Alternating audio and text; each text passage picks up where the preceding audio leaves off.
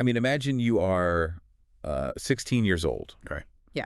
You have just spent weeks surviving this absolutely grueling reality television competition. Like you were living under constant camera surveillance, you're battling your peers, and navigating just immense psychological pressure. Oh, the pressure at that age is unheard of. It's wild. Exactly. So the grand prize at the end of this whole gauntlet is a record deal with a legendary hip-hop titan.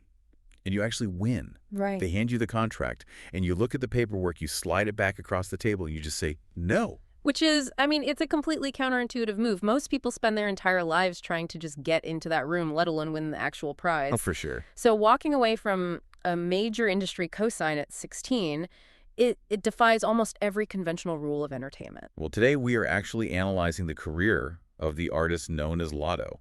We've got this massive stack of notes, timelines, and career retrospectives on her journey. Yeah, there is a lot to get through. There really is. Yeah. But to be clear up front, our mission today isn't just to recap a pop culture timeline. We're looking at these sources as a masterclass in identity. Absolutely. We're dissecting the mechanics of knowing your worth, the structural reality of strategic rebranding, and honestly, the sheer audacity required to prioritize personal transformation over algorithmic virality. Yeah, the algorithm plays a huge part in this later on. It really does. So if you're listening to this, whether you are an entrepreneur trying to pivot a stubborn business model, or someone navigating a massive career change, or just a student of human psychology, we are breaking down the exact mechanics of how a long-term cultural evolution actually happens. It's basically a blueprint. Exactly. Okay, let's unpack this. Because to understand where this story lands in 2026, we really have to look at the concrete that was poured decades earlier. Yeah, the foundation is everything here. So our timeline starts on December 20th, 1998. She was born Alyssa Michelle Stevens in Columbus, Ohio. But from a narrative and psychological standpoint, her origins are firmly rooted in Clayton County, Georgia. That's specifically the south side of Atlanta, often referred to as Clayco. Which she reps constantly. Oh, aggressively. In almost every piece of media she produces. So let's talk about the mechanics of geographic anchoring for a second. Like, why does it matter that she reps Clayco so heavily? Well, it's... Because it seems like a universal truth for anyone navigating rapid, high-velocity success. Like, if your foundation isn't tied to something solid, a geography, a specific culture, a family unit, the velocity of the industry will simply spin you out. Yeah, geographic anchoring in hip-hop serves a dual purpose. Internally, it provides the artist with a psychological baseline. But externally, it establishes authenticity. Right, because Atlanta is its own beast. Exactly. The Atlanta hip-hop ecosystem is incredibly localized and highly, highly competitive. If you claim a zone, you are claiming its history, its struggles, and its specific sonic legacy. That makes sense. And alongside that geographic foundation, the sources heavily highlight her biracial identity, right? A black father and a white mother. Yes, and from her earliest days in the public eye, she positioned this not as just some background detail, but as a core component of her worldview. Which, I want to push back slightly on how smooth that sounds on paper. Oh, it wasn't smooth at all. Right. Navigating the world with a biracial identity is incredibly complex on its own, but navigating the entertainment industry, specifically Southern hip-hop, with that identity introduces a really highly specific friction. Definitely. The industry historically loves to put artists into easily marketable monolithic boxes. So she was forced to address her identity constantly, defending her space in a culture that is fiercely protective of its boundaries. Yeah, she had to fight for her spot early on. But the notes highlight something even wilder to me about her early years. She started rapping at age 10. 10 years old. And the sources specifically use the word mission. This wasn't an after-school hobby. She was writing, entering talent shows, treating it like a tactical career objective. Which is intense for a kid. Super intense. And concurrently, she was racing drag cars with her dad. What's fascinating here is the psychological overlap between those two worlds. If you look at bracket drag racing, it is an environment governed by extreme sensory overload, high stakes, and the necessity for microscopic reaction times. Right, like literal drag racing. Literal drag racing. You are managing a highly volatile machine where a fraction of a second dictates victory or disaster. That is actually the perfect mechanical analogy for the modern music industry. Right. It's high speed, incredibly dangerous if you don't know what you're doing, and it requires total control over a vehicle that is constantly threatening to break apart, like your brand. Exactly. So does learning to control a literal high-powered machine at 11 years old make navigating the machinery of the music industry easier later on? Yeah. It fundamentally rewires how a person processes adrenaline and fear. I mean, in drag racing, you have to ignore the noise of the crowd, the intimidation of the car lined up next to you, and focus entirely on the timing lights. Wow. And battle rap, which was her entry point into the music scene, operates on the exact same neurological principles. Oh, that makes total sense. Yeah, you are under hot lights, staring down an opponent who is actively trying to dismantle your confidence in real time, and you cannot flinch. Doing both of these things before you even hit high school creates an almost impenetrable competitive armor. Which brings us right back to that 16-year-old at the negotiating table. Yes, the 2016 era. Right. So the year is 2016. The environment is Lifetime's reality show, The Rap Game, produced by Demetri. She enters this televised pressure cooker, absolutely dominates the competition, and wins the crown. Unanimously, basically. But then the twist. She rejects the grand prize, which was a recording contract with So Def. I have to ask about the mechanics of this. How bad does a deal have to be for a teenager to turn it down on national television?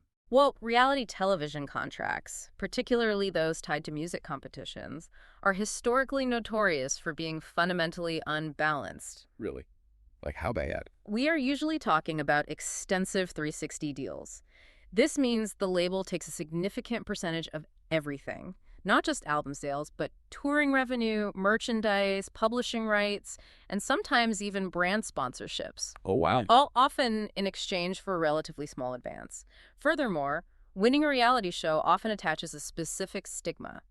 The artist is viewed as a television character rather than an organic grassroots musician. So by signing the contract, she would have effectively been selling the absolute peak of her future earning potential for a fraction of its worth, Exactly. while simultaneously boxing yourself into that reality TV winner trope. To put it in perspective for you listening, it's like interviewing for your absolute dream job for months, finally getting the offer, but realizing the salary is a massive lowball. Right, and having a non-compete clause that ruins your future prospects. Exactly. It takes immense guts to decline. Most people operate from a scarcity mindset. Where does a 16-year-old get the abundance mindset to walk away? It requires an abundance mindset, which is incredibly rare. The industry operates by instilling a scarcity mindset. It's the idea that this is your one and only shot, and if you don't sign right now, the door closes forever. Yeah, they thrive on that fear. But the sources point out that rejecting this deal demonstrated supreme self-belief. She recognized that the momentum she built on the show was hers, not the network's, and she could monetize it better independently. And her absolute refusal to be locked into a bad deal is a massive takeaway here. But walking away from... So that meant she instantly lost access to their booking agents, right? Their marketing budget, their A&R relationships, their studio time. She lost all of that infrastructure. She had the crown, but zero infrastructure. So how do you manufacture a major label momentum out of a teenage bedroom? That's the million-dollar question? And that initiates the Mulatto Era, spanning roughly 2016 to 2020. Our sources show a grueling 4-year independent grind. She doesn't just disappear. No, she goes to work. She releases music, she does shows, and in 2019, she drops the single Bitch from Da South, which eventually breaks out. And then she secures a massive remix featuring Sweetie and Trina. Which is huge. Yeah, and by 2020, she drops Muwap with Gucci Mane. I want to stop here because the outline moves past this quickly, but you don't just email Gucci Mane's management as an unsigned artist and ask nicely for a verse. No, absolutely not. There's a brutal financial reality to making that happen. Exactly, and to understand this, you have to really understand the microeconomy of the Atlanta hip-hop scene. Right. How does that work? It is heavily driven by the club ecosystem and local DJs. An independent artist doesn't have $1 million radio promotion budget. They have to physically go to the strip clubs, build relationships with the DJs, sometimes financially incentivize them to spin the record, and rely on the physical crowd reaction to create a buzz. Wow, so it's pure grassroots logistics. Very much so. You take whatever money you make from local shows or merchandise, and you reinvest it entirely into studio time and club promotion. And once a song like Bitch from Da South starts getting organic traction, that traction becomes a currency of its own. Precisely. You leverage that regional buzz to secure higher-tier features. Getting an established legend like Trina or a mainstream force like Saudi on an independent track means the artist has proven their concept. Right. They see the numbers. Yeah, they've built enough undeniable heat that the established artists view the collaboration as beneficial. By the time she secured the Gucci Mane feature for MUWAP, she had essentially built a parallel structure to a major label, entirely funded and directed by herself. Which gives her the ultimate leverage. So when she finally signs with RCA Records in 2020, she's no longer the 16-year-old reality show contestant desperate for a break. She's a boss. She is a proven revenue-generating enterprise negotiating a partnership. But as she enters this major label arena, we hit a massive structural hurdle regarding her public identity. The name controversy. Exactly. During this independent rise, she was using the stage name Mulatto. And as her audience grew from regional to national, the criticism surrounding that name became unavoidable. The criticism was entirely valid, and it was deeply rooted in historical context. The term historically refers to a person of mixed white and black ancestry, but its origins are inextricably linked to the transatlantic slave trade and racist caste systems designed to classify and oppress people based on blood quantum. Right. It carries heavy, heavy baggage. Yes. As an underground artist, the name might have been viewed locally as a provocative reclamation of her biracial identity, but on a national mainstream scale, it carried a painful, alienating weight. And from a purely mechanical branding perspective, if you are a major label trying to build a global pop culture icon, you cannot have a name that immediately alienates a large portion of your core demographic. Or makes corporate sponsors nervous. Exactly. A brand like Sprite or a major cosmetics company is going to look at the controversy surrounding the name and pass on the partnership. It creates a definitive ceiling on her career. It really does. And how an artist handles this kind of friction dictates their longevity. The modern internet default response to criticism is defensive entrenchment. Oh, always. When public figures are challenged, they usually double down, claim they are being canceled, and play the victim to a loyal, niche audience. But the source material shows she did the exact opposite. She didn't ignore the history. No, she faced it. In various interviews, she addressed it head-on, acknowledging that while she originally chose it to reflect her biracial reality, she was taking the time to actually listen to her audience and educate herself on why it was harmful. Which demonstrates immense professional maturity. She processed the sociological weight her audience was communicating, and she made the clinical, strategic decision to pivot. In 2021, she officially dropped the controversial prefix and rebranded simply as Latto. So, what does this all mean? If we connect this to the bigger picture, a name change for an established artist is terrifying. It's one of the riskiest moves you can make. Right. I look at this like a massive corporate rebrand. Think of a company that has a localized name that works fine in one state, but when they try to expand internationally, they realize the name translates to something offensive in another language. That happens all the time. Yeah, they have to shed that legacy baggage to reach a global market. But I have to push back here. In hip-hop, authenticity is the primary currency. A lot of artists fear that if they change their name to appease the mainstream, they look like they're selling out. They fear losing that core day one audience. Exactly. Yeah. So how did she manage to actually gain momentum instead of losing it? Well, if we connect this to the bigger picture, a rebrand can actually be an upgrade rather than a retreat. She avoided the sellout allegations because the rebrand wasn't a personality transplant. It was purely an optimization. An optimization, I like that. She didn't change her sonic edge, her Clayco foundation, or her aggressive delivery. She simply streamlined the packaging, she removed the friction, and strategically, the timing was flawless. You don't just announce a rebrand in a vacuum, you attach it to undeniable product. Yes. The product was Big Energy. Released in late 2021, it is the ultimate validation of the pivot. It's built on a massive, recognizable pop sample, Tom Club's Genius of Love, which was famously used by Mariah Carey, and it just rockets up the charts. It dominates. It hits the top 10 on the Billboard Hot 100, and then she secures the ultimate cosign, the official remix featuring Mariah Carey herself. Securing a Mariah Carey remix on a track that samples a Mariah Carey classic is the music industry equivalent of being knighted. Basically. It completely obliterates any lingering narrative about her being a localized underground rapper or a reality TV star. It positioned her explicitly as a mainstream pop rap powerhouse. So think about the mechanics of pivoting in your own professional life, for you listening. Have you ever had to pivot your brand or acknowledge a misstep in your professional life? It's a tough spot to be in. It is. The instinct is usually to quietly bury it or angrily defend it. But Latto's transition provides a masterclass blueprint. You acknowledge the misstep publicly, you extract the core value of what you've built, you rebrand without losing your foundational skills, and you immediately follow it up with the highest quality work of your career. You don't hide, you evolve. And that evolution brings us directly into what the sources categorize as the superstar era, spanning from 2022 to roughly 2024. Right, the era of total domination. Exactly. With the name controversy behind her and a global hit under her belt, she enters a period of intense acceleration. The momentum is staggering. She drops hits like Lottery and the incredibly aggressive Put It On the Floor, which spawns a massive remix with Cardi B. Another huge cosign. Huge. She racks up Grammy nominations, commands prime slots at major festivals, signs lucrative brand deals, and her fan base just explodes. But the sources ask us to look past the accolades and deconstruct the anatomy of what she became during this era. Okay, let's break that down. It wasn't just about the chart positions. It was the solidification of the Big Latto persona.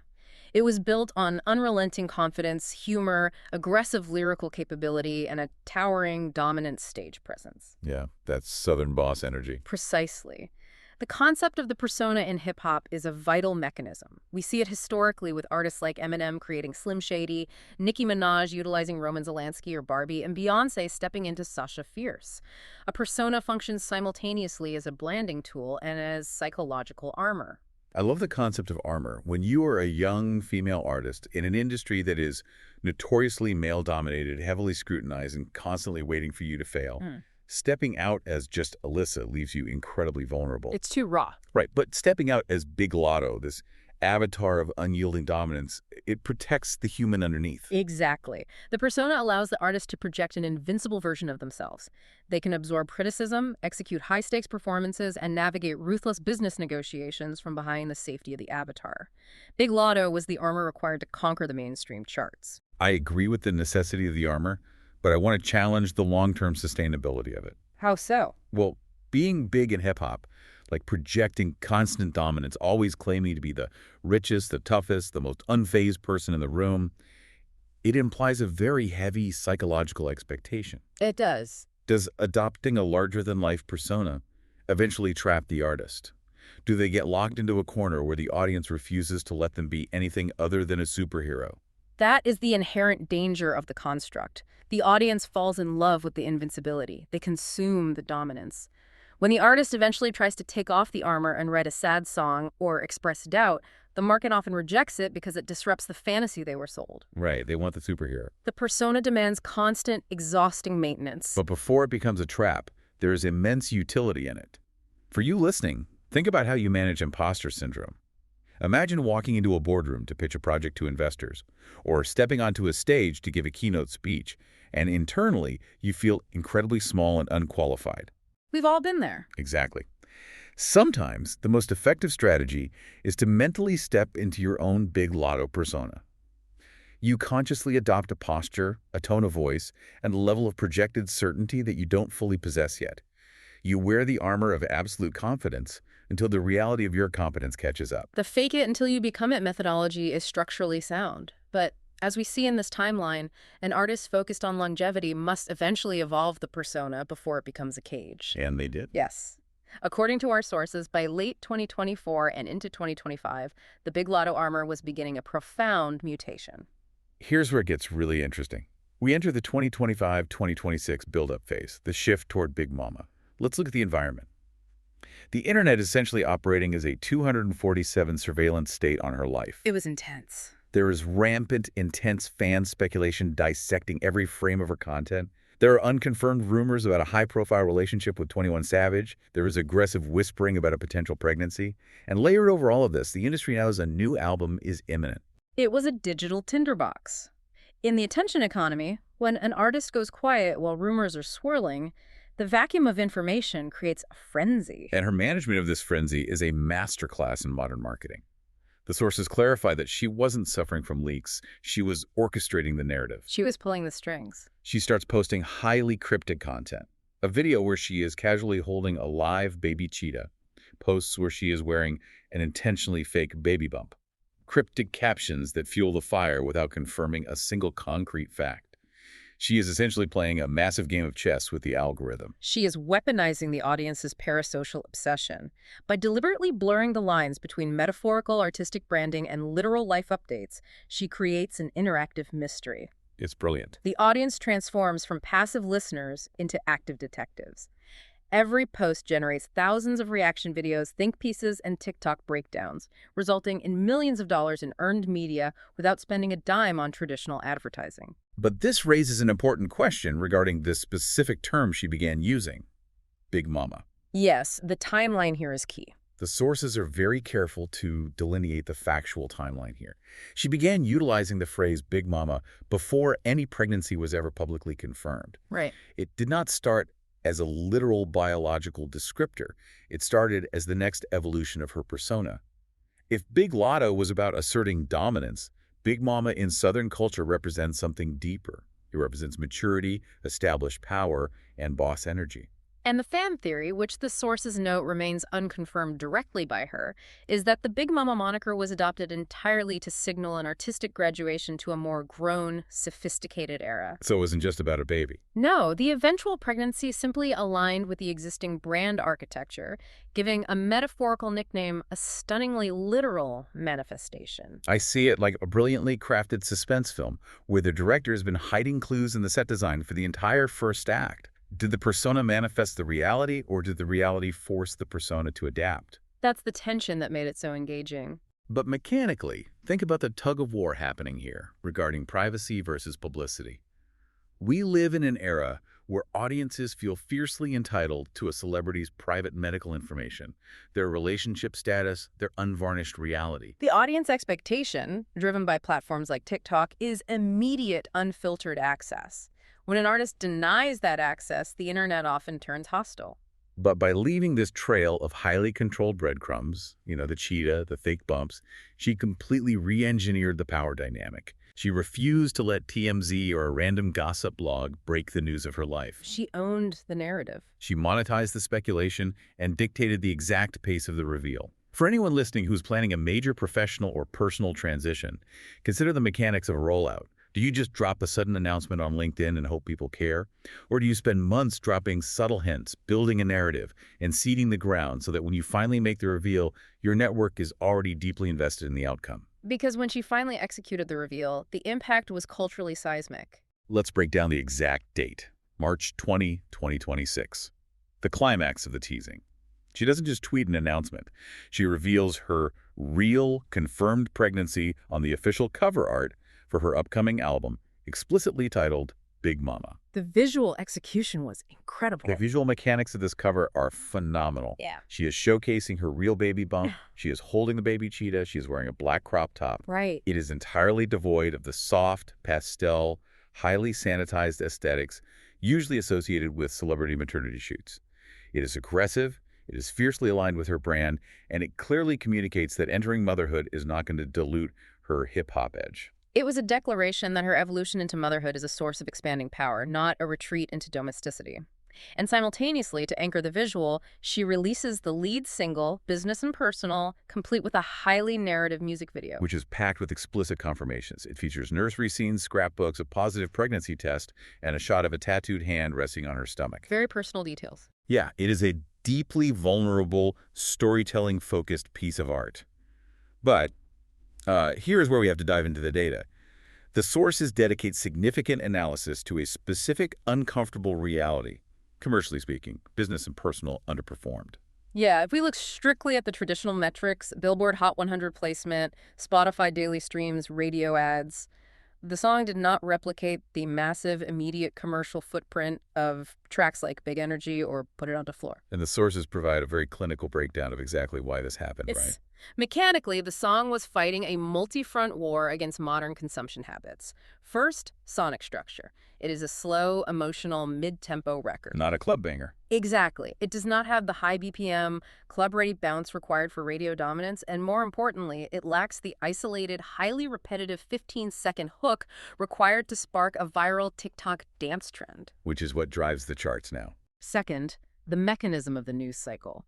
The sheer shock value of the pregnancy reveal completely swallowed the music. The headlines were entirely focused on the visual of the bump and the speculation about the father, not the lyrical composition of the track. Right. The gossip eclipsed the art. And third, the video's function. It was designed as a narrative documentary.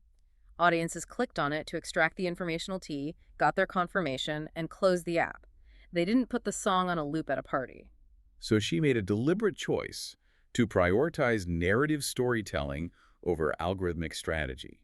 The algorithm is a ruthless machine. It demands dopamine loops, repetitive engagement, and frictionless consumption. It punishes vulnerability. A vulnerable song requires the listener to sit still and process emotion, which is the exact opposite of what modern platforms are engineered to encourage. Some fan theorists argue, and the notes stipulate this is unconfirmed, that the commercial underperformance wasn't a miscalculation, but an intentional sacrifice. Oh, that's an interesting angle. That she specifically chose to release a softer, non-commercial single to deliberately reset the audience's sonic expectations before the album dropped. Which brings us to a critical philosophical debate about the definition of success in the modern era. If an artist releases a single that doesn't crack the top of the charts, but that single effectively dictates the global pop culture news cycle for a solid week, fundamentally redefines the artist's public identity, and perfectly sets the emotional stage for a highly anticipated album. Is calling it an underperformance simply a failure of our measurement tools? That is the perfect question. I look at the release of Business and Personal exactly like an acclaimed indie documentary being released right before a massive, explosive summer blockbuster. Great analogy. The documentary isn't designed to generate $1 billion at the box office or sell action figures. It is designed to establish intellectual credibility, build the world, and set an emotional baseline. Exactly, it sets the stage. But I want to push back on how we, as consumers, behave. Are fans becoming too obsessed with chart numbers to the point where they miss the actual art being presented? Have we reached a point where if a piece of art doesn't debut at #1 or generate 1 million viral videos in 48 hours, we collectively declare it a flop, completely ignoring the actual vulnerable human expression being offered to us? The gamification of music consumption has deeply damaged our ability to appreciate transitional art. Fans now act like record executives, tracking daily Spotify streams and chart positions as if they own stock in the artist. It's exhausting. When an artist chooses to tell a quiet truth instead of a loud lie, the gamified system punishes them. Which makes her decision to release it anyway incredibly brave. For you, the listener, there is a profound takeaway here. Have you ever done something in your career or life that looked like a flop on paper to outsiders, but was actually a deeply intentional, necessary step for your own long-term growth? It happens more than people think. Maybe you walked away from a high-paying, high-status corporate job to start a localized passion project. Maybe you took a demotion in title to switch to an industry that actually fulfills you. To the outside world, looking purely at the superficial metrics of salary and title, it looks like you lost your momentum. They think you failed. But internally, you know that taking that perceived step backward was a deeply intentional, structurally necessary move to build the foundation for your long-term sanity and growth. You sacrificed the short-term algorithmic validation for long-term foundational integrity. And that is the exact mechanism driving Latto's current era. The perceived commercial softness of that one single is actually the bedrock for the most significant era of her career. Which brings us to the culmination of this timeline. The Big Mama era, anchored by the album scheduled for release on May 29th, 2026. The big payoff. The source material is explicit about the thematic architecture of this project. It is heavily focused on the realities of motherhood, the complexities of profound personal growth, the transition into mature womanhood, and stepping into a completely foreign chapter of existence. And the most vital piece of analysis from the sources is this. This era is explicitly, intentionally not about chasing hits. It is entirely about documenting a transformation. Which, if we understand the mechanics of the rap industry, is a massive risk. Hip-hop is notoriously youth-obsessed. It operates on a cycle of constantly discarding the old in favor of the new. It can be a very unforgiving environment. For female artists in particular, the industry often demands that they stay frozen in time, perpetually serving as the untouchable, club-dwelling it girl. For a female rapper at the absolute peak of her commercial viability, to pivot away from guaranteed club anthems to explore the domestic and emotional realities of motherhood without losing her core essence is almost unprecedented. She is essentially daring the culture to grow up with her. She synthesizes this entire journey.